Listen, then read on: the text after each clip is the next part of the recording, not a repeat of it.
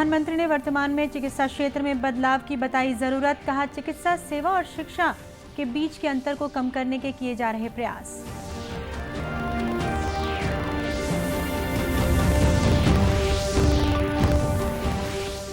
विश्वविद्यालय समन्वय समिति की 27वीं बैठक आयोजित। राज्यपाल ने कहा, महाविद्यालयों में प्लेसमेंट सेल और कैरियर प्रकोष्ठ होना जरूरी।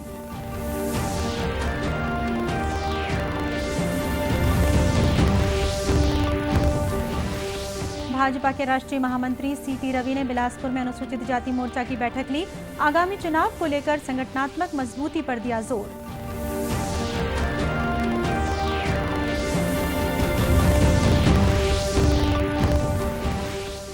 और देश में राष्ट्रव्यापी कोविड रोधी टीकाकरण अभियान के तहत लगाए गए 88 करोड़ 34 लाख से अधिक टीके।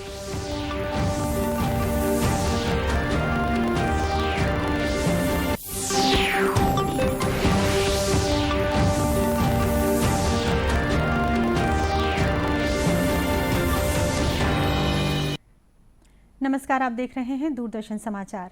मैं हूं शीतला शुक्ला। अब समाचार विस्तार से। प्रधानमंत्री नरेंद्र मोदी ने कहा है कि कोविड महामारी ने कई चुनौतियां खड़ी की हैं और बहुत से सबक सिखाए हैं। उन्होंने कहा कि अलग अलग देशों ने अपने अपने तरीके से इस समस्या से छुटकारा पाया है।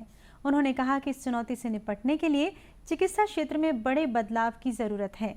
प्रधानमंत्री ने आज वीडियो कॉन्फ्रेंस के माध्यम से जयपुर में केंद्रीय पेट्रो रसायन इंजीनियरिंग और प्रौद्योगिकी संस्थान सिपिट का उद्घाटन किया। श्री मोदी ने राजस्थान के बांसवाड़ा, सिरोही, हनुमानगढ़ और दौसा जिले में 4 चिकित्सा महाविद्यालयों की आधारशिला भी रखी। इस अवसर पर प्रधानमंत्री ने कहा कि वर्तमान आवश्यकताओं के अनुसार चिकित्सा क्षेत्र में बदलाव किए जा रहे हैं। चिकित्सा सेवा और चिकित्सा शिक्षा के बीच के अंतर को लगातार कम करने के प्रयास किए जा रहे हैं। दशकों पुराने हेल्थ सिस्टम में आज की आवश्यकताओं के अनुसार बदलाव जरूरी है। मेडिकल एजुकेशन और हेल्थ सर्विस डिलीवरी में जो गैप था उसको लगातार कम किया जा रहा है। बड़े अस्पताल, चाहे वो सरकारी हो या प्राइवेट, उनके संसाधनों का नए डॉक्टर, नए पैरामेडिक तैयार करने में ज्यादा से ज्यादा उपयोग हो, इस पर सरकार का बहुत जोर है। 3-4 दिन पहले शुरू हुआ आयुष्मान भारत डिजिटल मिशन देश के कोने कोने तक स्वास्थ्य सेवाओं को पहुंचाने में बहुत मदद करेगा। अच्छे अस्पताल, टेस्टिंग लैब्स, फार्मेसी, डॉक्टरों से अपॉइंटमेंट, सभी एक क्लिक पर होगा। इससे मरीजों को अपना हेल्थ रिकॉर्ड संभाल कर रखने की भी एक सुविधा मिल जाएगी। कार्यक्रम को लोकसभा अध्यक्ष ओम बिरला और केंद्रीय स्वास्थ्य मंत्री मनसुख मांडविया ने भी संबोधित किया। विश्वविद्यालय समन्वय समिति की 27वीं बैठक रायपुर में आयोजित की गई। राज्यपाल अनुसुईया उइके की अध्यक्षता में हुई इस बैठक में स्वास्थ्य मंत्री टीएस सिंहदेव, उच्च शिक्षा मंत्री उमेश पटेल सहित समन्वय समिति के सदस्य उपस्थित थे। बैठक में राज्य में उच्च शिक्षा की गुणवत्ता बढ़ाने, विद्यार्थियों को आज के प्रतिस्पर्धात्मक युग के अनुसार काबिल बनाने और रोजगारोन्मुखी पाठ्यक्रम तैयार किए जाने आदि के संबंध में चर्चा की गई। बैठक में राज्यपाल ने कहा कि राज्य में उच्च शिक्षा की गुणवत्ता बढ़ाने के लिए सभी महाविद्यालयों का नेक के जरिए मूल्यांकन किया जाना आवश्यक है। उन्होंने कहा कि विद्यार्थियों को अध्ययन के दौरान कैरियर संबंधी मार्गदर्शन देने के लिए भी एक प्रकोष्ठ बनाया जाना चाहिए, जिससे वे अपनी क्षमता के अनुरूप विषयों का चयन कर रोजगार प्राप्त कर सकें। राज्यपाल ने कहा कि सभी महाविद्यालयों में प्लेसमेंट सेल भी गठित किया जाना जरूरी है। बैठक में लिए गए निर्णयों के बारे में श्री सिंहदेव ने मीडिया को जानकारी दी। 200 से ऊपर हमारे महाविद्यालय हैं, उनमें 16 भी पंजीकृत उसमें नहीं हो पाए थे, उनने वो पैमाने तैयार नहीं किए थे। अब उच्च शिक्षा मंत्री जी के पहल से, विभाग के पहल से करीब 80% संस्थाओं को उस प्लेटफॉर्म पे ले आया गया है कि नैक के मान्यता के लिए वो अब अप्लाई कर सकते हैं। और शेष उन्होंने ये भी जानकारी दी कि 6 महीने के अंदर 100% जितनी भी संस्थाएं हैं उनको नाइक से एक्रेडिटेशन के लिए भेज दिया जाएगा ताकि यूजीसी के ग्रांट फिर मिल पाए। अभी हम उससे वंचित हैं। श्री सिंहदेव ने बताया कि समन्वय समिति में प्रतिभाशाली एवं आर्थिक रूप से कमजोर शोधार्थियों को विभाग द्वारा फेलोशिप दिए जाने के प्रस्ताव पर सैद्धांतिक रूप से सहमति व्यक्त की गई है। उन्होंने बताया कि उच्च शिक्षण संस्थाओं में ई गवर्नेंस लागू करने के प्रस्ताव पर भी सहमति व्यक्त की गई है। भाजपा के राष्ट्रीय महामंत्री सीटी रवि ने बिलासपुर में अनुसूचित जाति मोर्चा की बैठक ली। बैठक में नेता प्रतिपक्ष धर्मलाल कौशिक के साथ ही सांसद, विधायक और पार्टी के पदाधिकारी मौजूद थे। राष्ट्रीय महामंत्री ने बैठक के साथ ही भाजपा संगठन को मजबूत बनाने पर जोर दिया। उन्होंने आगामी चुनावों के मद्देनजर कार्यकर्ताओं को उत्साह के साथ कार्य करने को कहा। हमारा प्रधानमंत्री जी का नारा भी ऐसा ही है, सबका साथ, सबका विकास, सबका विश्वास, सबका प्रयास। अनुसूचित जाति मोर्चा भी पार्टी का एक हिस्सा है। अनुसूचित जाति मोर्चा का प्रभारी के नाते मैं बैठक कर रहा हूँ। हमारा संगठन सर्वव्यापी होना, सर्वशक्त होना, ये हमारा अपेक्षा है। इसके लिए सभी मोर्चा काम कर रहा है। श्री रवि ने प्रदेश में भाजपा के नेतृत्व और चेहरे के सवाल पर कहा कि भाजपा कार्यकर्ता आधारित संगठन है। भाजपा किसके नेतृत्व में चुनाव लड़ेगी, ये चुनाव के समय संसदीय समिति तय करेगी। देश में राष्ट्रव्यापी कोविड रोधी टीकाकरण अभियान के अंतर्गत अब तक 88 करोड़ 34 लाख से अधिक टीके लगाए गए हैं। स्वास्थ्य मंत्रालय ने बताया कि कल 65,34,000 से अधिक टीके लगाए गए। पिछले 24 घंटों के दौरान 23,000 से अधिक नए कोविड मामलों की पुष्टि हुई।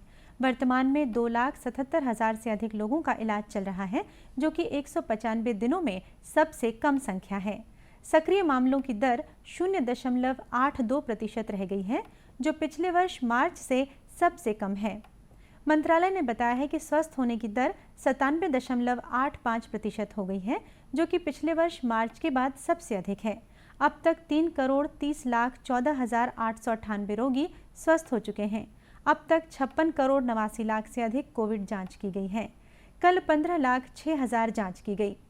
वहीं छत्तीसगढ़ में 30 नए कोरोना संक्रमितों का पता चला है, जबकि 27 लोगों को स्वस्थ होने के बाद अस्पताल से डिस्चार्ज कर दिया गया है। केंद्र सरकार 17 सितंबर से 7 अक्टूबर तक सेवा और समर्पण कार्यक्रम चला रही है। सुशासन के 20 सालों पर आधारित इस कार्यक्रम में केंद्र की विभिन्न योजनाओं के बारे में लोगों को जागरूक किया जा रहा है। ऐसी एक योजना है स्मार्ट सिटी योजना। प्रधानमंत्री ने इस योजना पर बोलते हुए कहा कि शहरीकरण वर्तमान समय की जरूरत है। इमारतों से, रास्तों की साइज से नापा नहीं जा सकता। हर शहर की अपनी खूबसूरती होती है, हर शहर की अपनी आत्मा होती है, हर शहर की अपनी पहचान होती है। अर्बनाइजेशन को समस्या न समझे, हम अर्बनाइजेशन को अपॉर्चुनिटी समझे। ये अवसर है, ये शहरीकरण हो रहा है, इसे हम संकट न समझे, इसे अवसर। श्री मोदी ने लोगों से कहा कि शहरीकरण को दिक्कत न समझकर इसे एक अवसर के रूप में लें। आज़ादी के अमृत महोत्सव के तहत वन विभाग भी कार्यक्रमों का आयोजन कर रहा है। इसके तहत नेशनल टाइगर कंजर्वेशन रिजर्व ने कार्यक्रमों की सूची जारी की है। जगदलपुर के इंद्रावती टाइगर रिजर्व में भी ये सभी कार्यक्रम चलाए जा रहे हैं। मुख्य वन संरक्षक Indravati tiger reserve AK Srivastava ने बताया कि पहला कार्यक्रम 44 सप्ताह तक पैदल गश्ती है। वहीं दूसरा कार्यक्रम आउटरीच एक्टिविटी यानी विभिन्न प्रतियोगिताओं के जरिए बच्चों को बाघ संरक्षण के प्रति जागरूक करना है। वहीं तीसरी गतिविधि India for tiger rally on wheels है। इसके तहत वाहन रैलियों के द्वारा भी बाघ संरक्षण को प्रोत्साहित किया जा रहा है। ऐसे 44 सप्ताह का कैलेंडर निर्धारित है और उसमें से 15 सप्ताह में हम लोग गश्ती पूर्ण कर चुके हैं। एक एक्टिविटी तो पैदल पेट्रोलिंग की है। तीसरी एक्टिविटी जो NTCA ने अमृत महोत्सव के तहत निर्धारित की है वो है इंडिया फॉर टाइगर्स। उसका title India for tigers A rally on wheels. मतलब इसमें वाहनों में एक रैली निकलेगी। इस रैली का भी उद्देश्य है कि लोगों को बाघ संरक्षण के लिए जागरूक करना। इसके लिए उन्होंने भव्य कार्यक्रम के लिए मेगा इवेंट्स, जिसको उन्होंने कहा है, मेगा इवेंट्स के लिए 9 टाइगर रिजर्व का सिलेक्शन किया है। उन्होंने बताया कि सभी गतिविधियां यहां सफलतापूर्वक संचालित की जा रही हैं। मुंगेली जिले के कंतेली में राष्ट्रीय पोषण माह के मौके पर 1 दिवसीय समेकित लोक संपर्क कार्यक्रम आईकॉप का आयोजन किया गया। सूचना प्रसारण मंत्रालय के क्षेत्रीय लोक संपर्क कार्यालय द्वारा केंद्र सरकार की विभिन्न पोषण योजनाओं पर आधारित प्रदर्शनी लगाई गई। इस मौके पर रंगोली, पेंटिंग, निबंध, प्रश्न मंच, सुपोषण थाली और मटका फोड़ जैसी प्रतियोगिताओं का आयोजन किया गया। कार्यक्रम में महिला एवं बाल विकास विभाग, आयुष विभाग और चाइल्ड हेल्पलाइन के द्वारा जागरूकता स्टॉल लगाया गया। कार्यक्रम में लोक विधाओं के जरिए लोगों को पोषण के महत्व के बारे में बताया गया।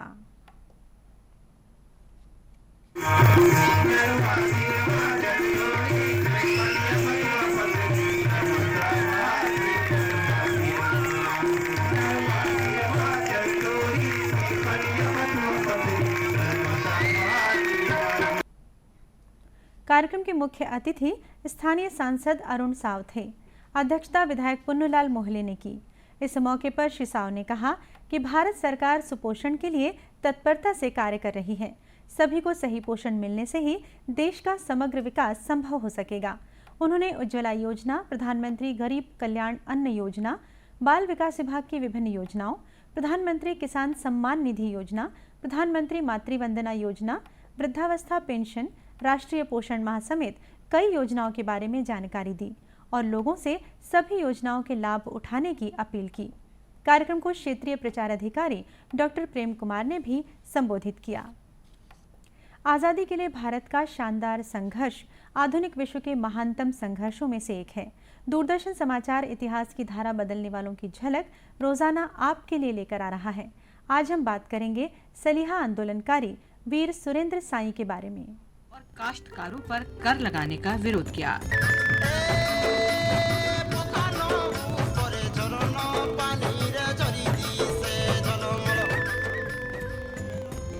(1826) में जब खरियार राज्य अंग्रेजों को सौंप दिया गया था, संबलपुर क्षेत्र के वीर सुरेंद्र साई ने अंग्रेजों को मातृभूमि से बाहर निकालने के लिए लड़ाई लड़ी। अंग्रेजों ने खरियार के लोगों को सुरेंद्र साई का समर्थन करना बंद करने की चेतावनी दी, लेकिन लोगों ने इसे नजरअंदाज करते हुए अंग्रेजों के साथ लड़ाई में सुरेंद्र साई का साथ दिया। खरियार क्षेत्र के लोगों ने 1930 के सविनय अवज्ञा आंदोलन में सक्रिय रूप से हिस्सा लिया। 1930 में आज ही के दिन खरियार राज्य के लोगों ने सलीहागढ़ गांव में एक बैठक आयोजित की थी। इसमें 700 से अधिक लोग आए। उन सब की महत्वाकांक्षा एक ही थी, कर न देने और कर लगाने के खिलाफ विद्रोह करने का प्रस्ताव बैठक में पारित किया गया। इतिहास में इस घटना को सलीहा आंदोलन के रूप में जाना जाता है। इस आंदोलन को दबाने के लिए पुलिस सलीहागढ़ पहुंची, जहां बैठक चल रही थी। पुलिस ने अचानक आंदोलनकारियों को घेर लिया, उन पर लाठीचार्ज किया और निर्दोष लोगों पर गोलियां चला दी।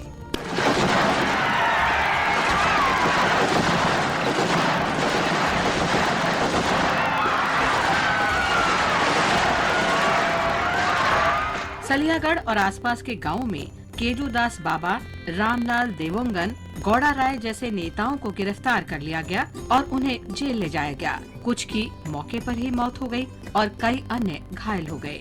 भारत छोड़ो आंदोलन की शुरुआत के बाद जब गांधी जी को गिरफ्तार किया गया तो उनकी रिहाई की मांग को लेकर खरियार में कई बैठकें हुई। खरियार में भारत छोड़ो आंदोलन उग्र रूप से चलाया गया था और ब्रिटिश राज के खिलाफ व्यापक विरोध प्रदर्शन किए गए। इसी के साथ ये समाचार बुलेटिन यहीं समाप्त हुआ। नमस्कार।